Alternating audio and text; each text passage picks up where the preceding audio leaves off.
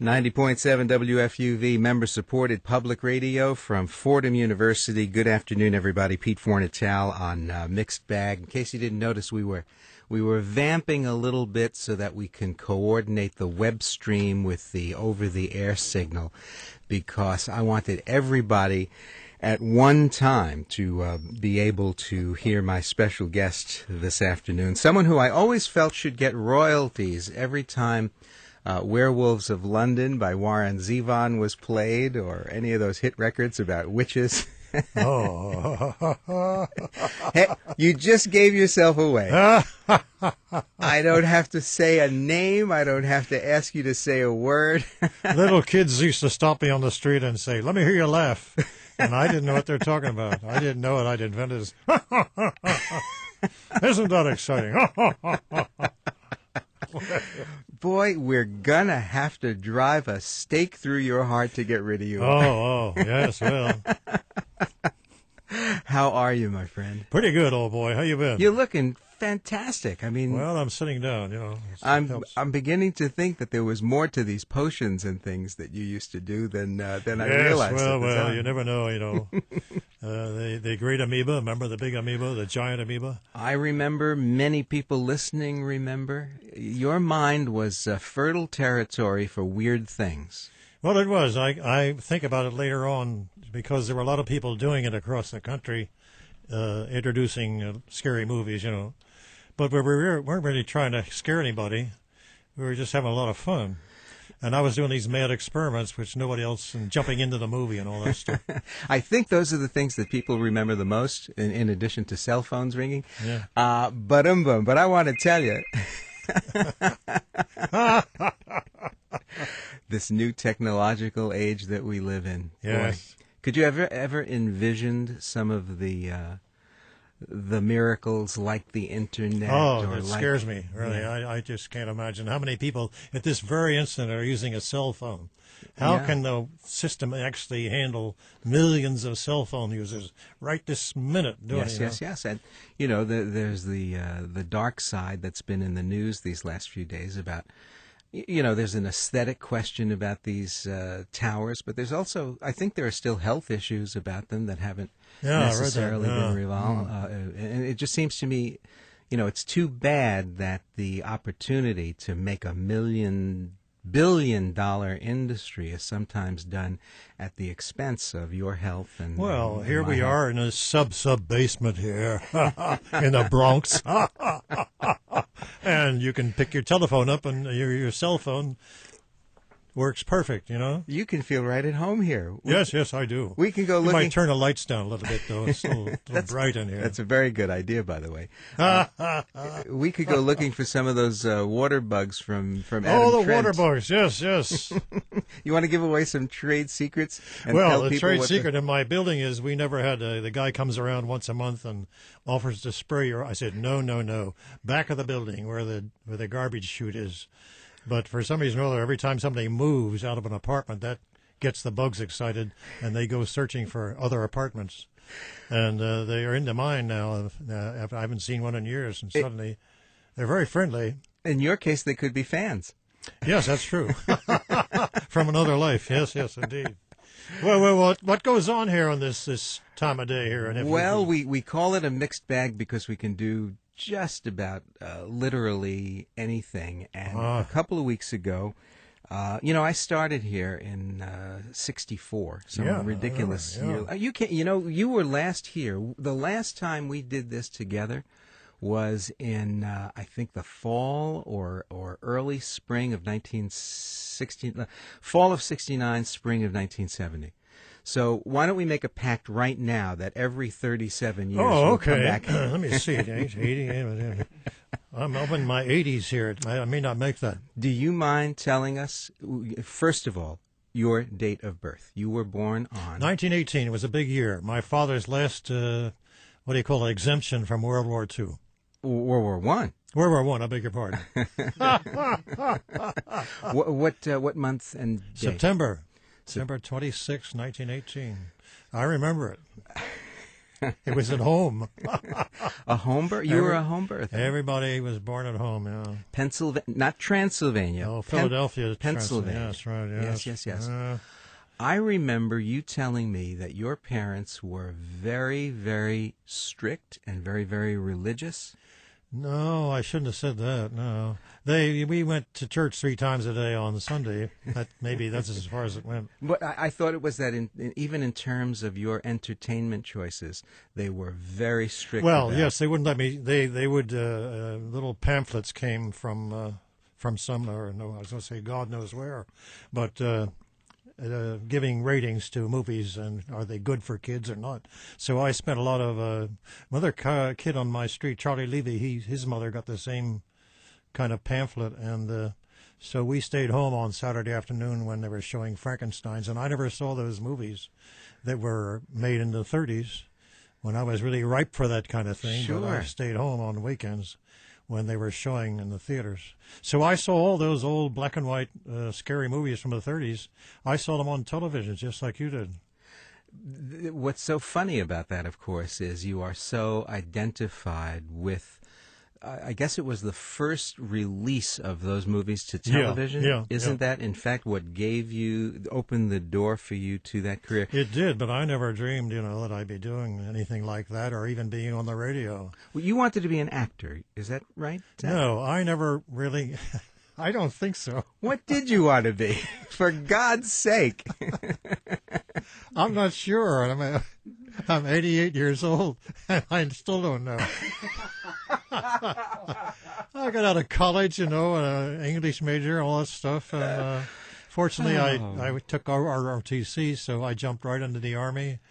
And by getting in at the early stage, I ended up in the Quartermaster Corps because officers who joined up then, the first thing they had to do was open up the camps for all the draftees that were coming in for World War II. I got the wars right then, you see. You did very good. And, I was in there all the time, and when I got out, I didn't know what I wanted to do. I just hung around. My parents were I went back and lived at home, and my parents were very, they took care of me. And I did things like painting the house and fixing the roof and things like that. But eventually I started doing, my cousin of mine had me go down to a little theater group, and I was building scenery. I liked that. That was good. But I wasn't earning any money at it. And one of those ladies who worked there said, why don't you go out to Channel 10, CBS, and they're doing a cowboy show. I don't think we even had a television in our house at that point. I'm not sure.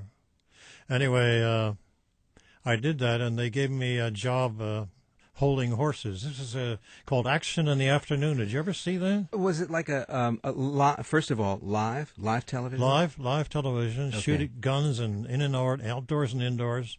Soap opera. A soap opera, like segments each day? 1880 in Hubberley, Montana. Oh, my goodness. Yeah. Oh, my goodness. So each day a half-hour episode, 15 That's minutes? right, half hour show every day. Now, the I don't know if it's a myth. You'll tell me right now if it is or not.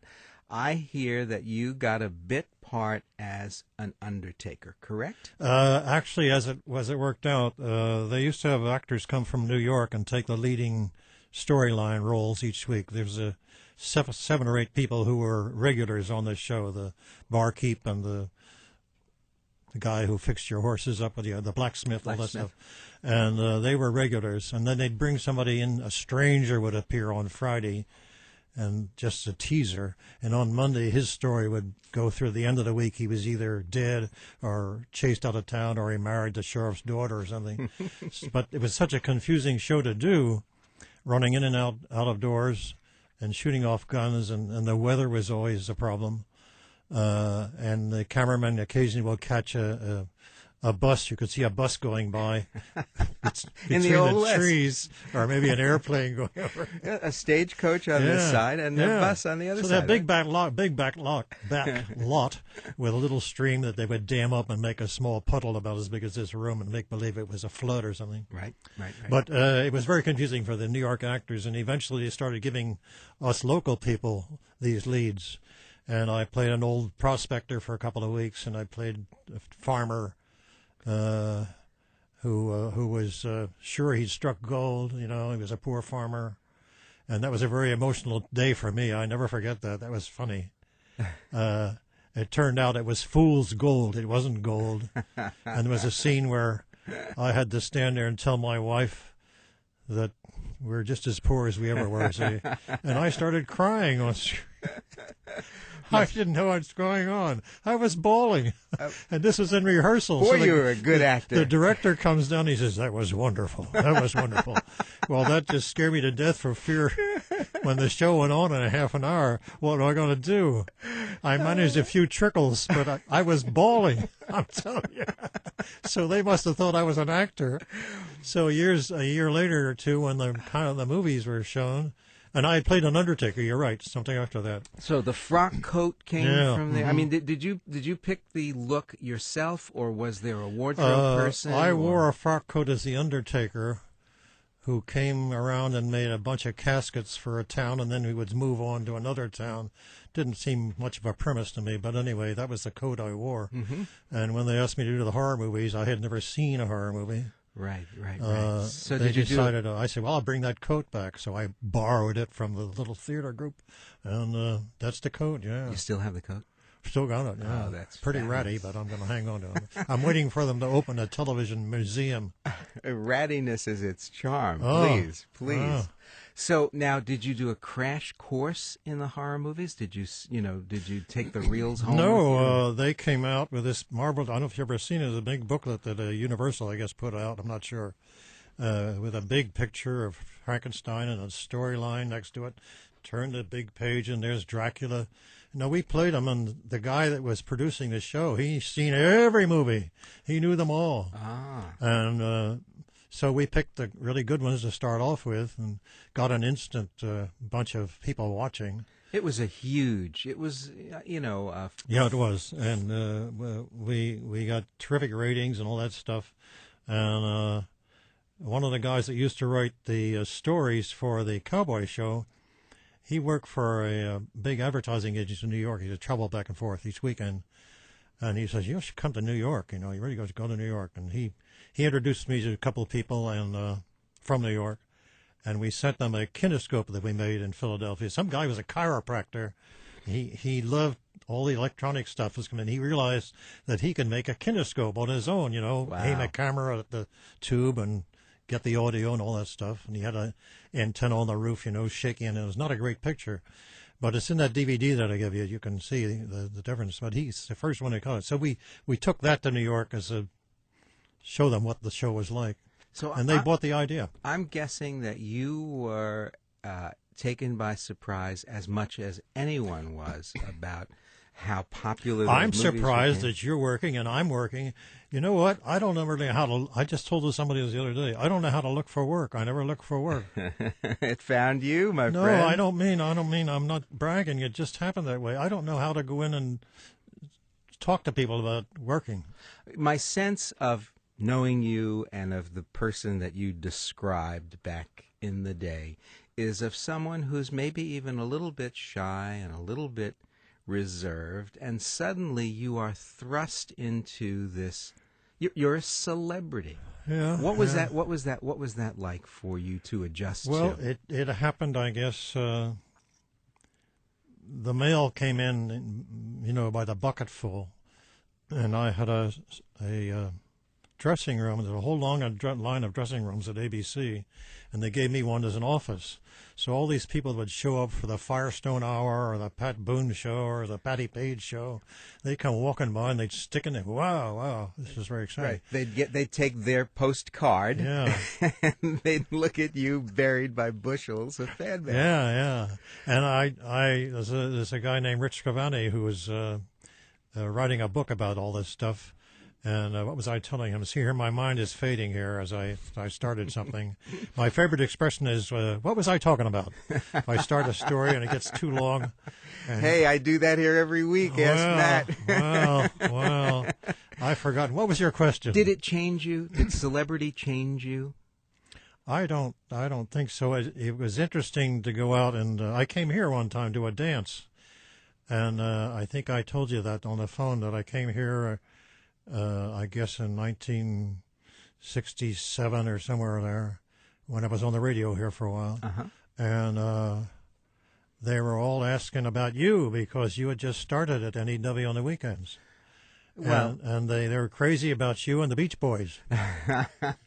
some things never change. And I went back and reported that to the bosses. My point is that I'd never appeared at an affair like that, and it took me a while to get used to that. Well, you still, thank goodness, you still get out there to the conventions a couple of Yeah, times that's a year. been great. That's been great. People come in, and one lady came in with her husband the last show just about a month ago, and she was so excited she couldn't talk.